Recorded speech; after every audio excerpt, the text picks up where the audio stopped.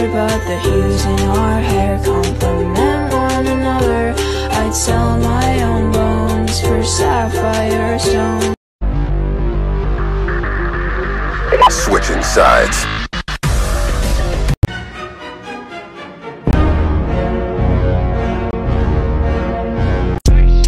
I got deported by six. I got sued by six. I got burned by six. I got bombed by six. I got mugged by six. I got shot by six.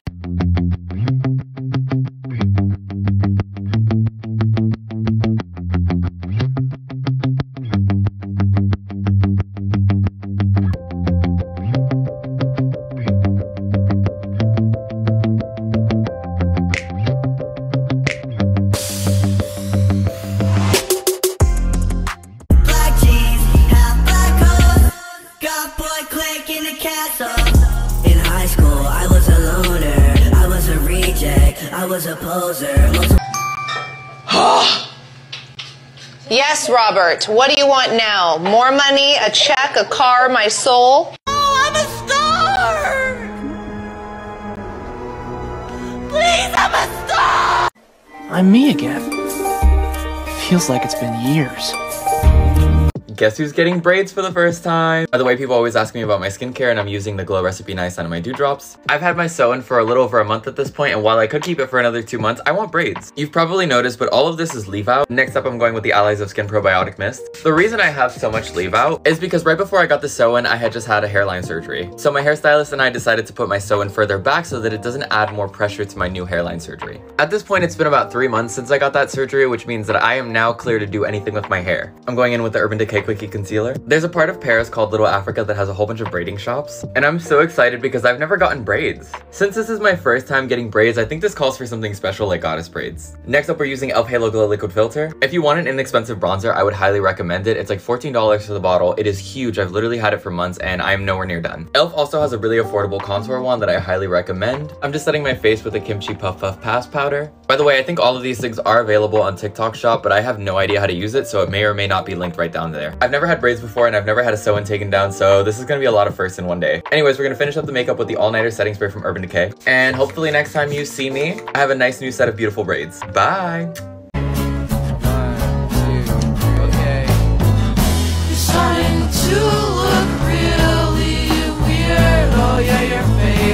Out of place and I can't make you out.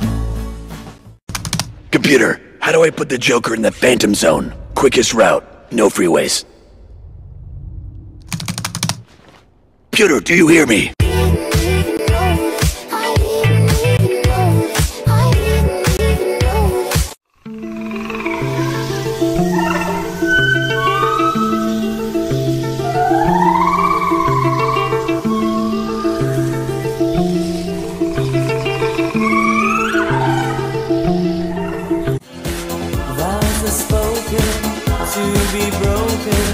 Feelings are intense, words are trivial, pleasures remain, so does the pain. I don't believe my eyes. Your name will be Pinocchio. Father, when can I leave to be on my own? I've got the whole world to see. A day in the life of a disabled college student. First, I have to get my wheelchair out of my car. Get your ass up out of there. Bring your way. You got it. Ooh, is you okay? Ooh, is you okay? Is you okay? Is you okay? Hold on. Is you okay? Hold on. Ooh. Ooh. See how easy that was? And then we have to open it up.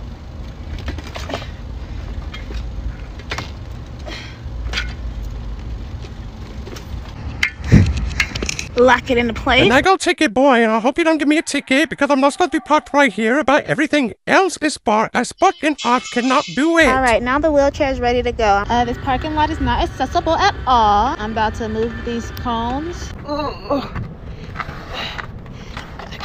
Okay. Uh-oh. Oops. Okay. Thank you so much. have to go down here. I mean, if you want, I'm just trying to push this down to the sidewalk. I try to hold on you. Thank you so much. You should definitely make it. I know, I'm saying. Alrighty. There you go. Thank you so much for your help. I appreciate it. My first class is in this dusty ass science building. It's dusty as fuck up in here. That's why I changed my major from biology to marketing. No, it's not the main reason or the only reason, but it's one of the reasons. I can't learn in no dusty ass environment. When y'all see the business building, y'all gonna be like, oh yeah, this shit is dusty. Bitch, I was surprised they had an elevator in this dusty motherfucker. And then them beeps on this wheelchair, I might as well be like, hey guys, I'm disabled, I'm in a wheelchair. Do you hear me? Do you see me? Can you get out of my way, please? Like, I might as well just do that. It's so loud, and I don't know how to turn it down. This, I'll be having to kick it open because they don't have a thingy.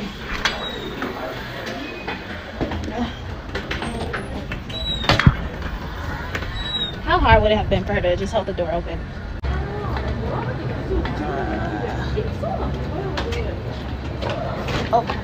Oh, thank you so much. Thank you so much.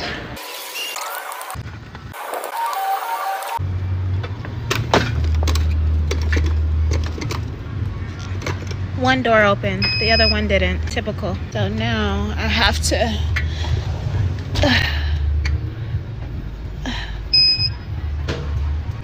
Here you go. Oh, thank you so much. No problem, man. I appreciate it.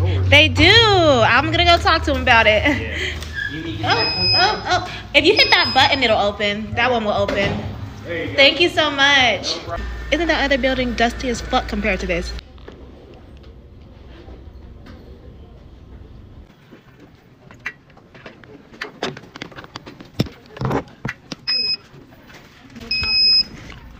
Okie dokie.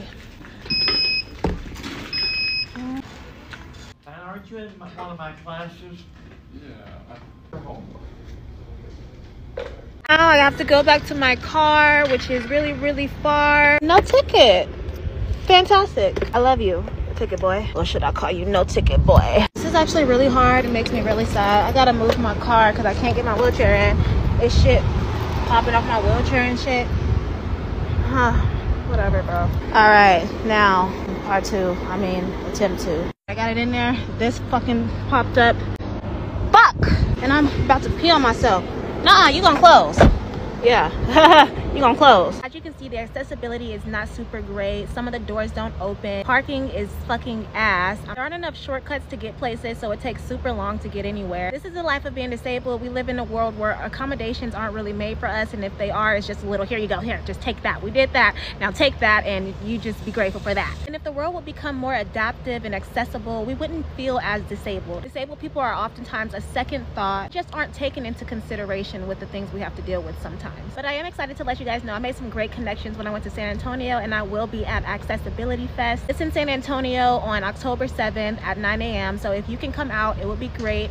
Here's some information. You can pause the screen and read that, and I'll be promoting it more up to the event. There's gonna be live music, performances, activity, information, products, programs, and services that promote independence and inclusion. This festival is made possible by the nonprofit called Disability SA in San Antonio, so check them out, their tag. And if you struggle with incontinence, which is not being able to control your bladder or bowel movement, they are going to be having changing stations, which is awesome. There's also going to be ASL interpreters, wheelchair charging stations, adaptive tools for crafting at activities, and so much more. So I would love to see so many people there, even if you're able-bodied, and you can come out to San Antonio October 7th. Starts at 9 a.m. It would really mean a lot to me. You could use as much support as possible. So thank you, Disability SA, for this opportunity.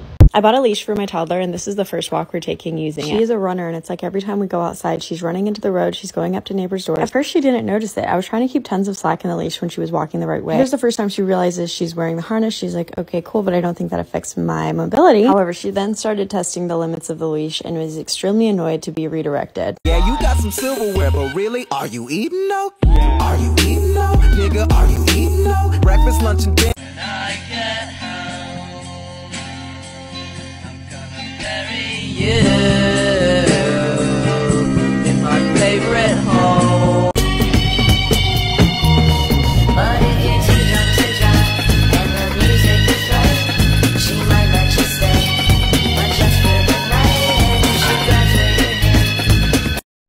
stop what I was doing to make a video about this because this is hands down the best trans positive comment I have ever received.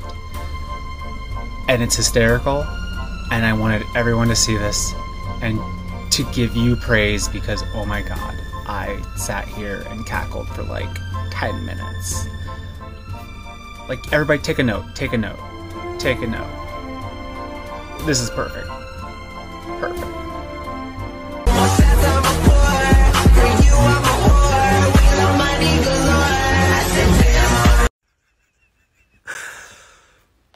The girl boy, not girl, not boys, who not girl, not boy, girl boy. Floger Boylan.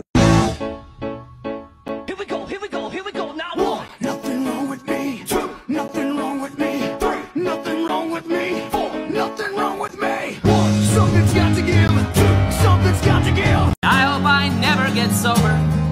And I hope when you think of me years down the line, you can't find one good thing to say.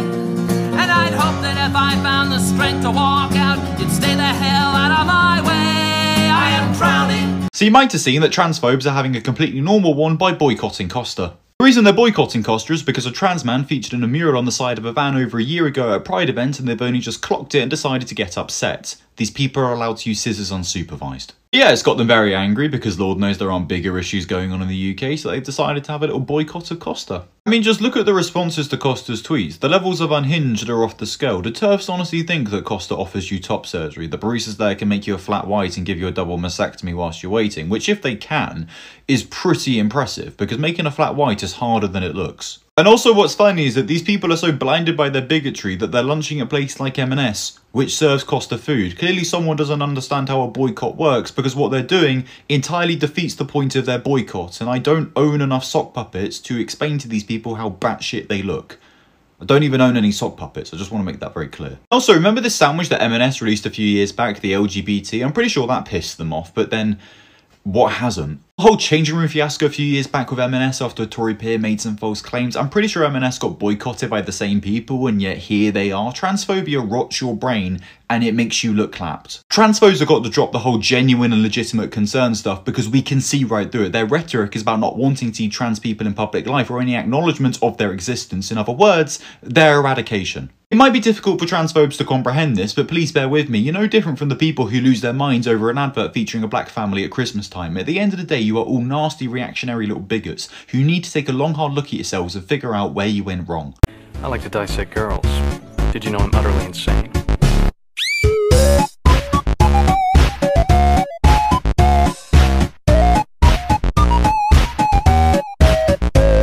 You're telling me I'm supposed to love a child more than this? There's no way. You're the sweetest boy. Oh, little baby. I love you so much. Why are you wearing a girl's purse? It's a Louis Vuitton backpack and it's unisex.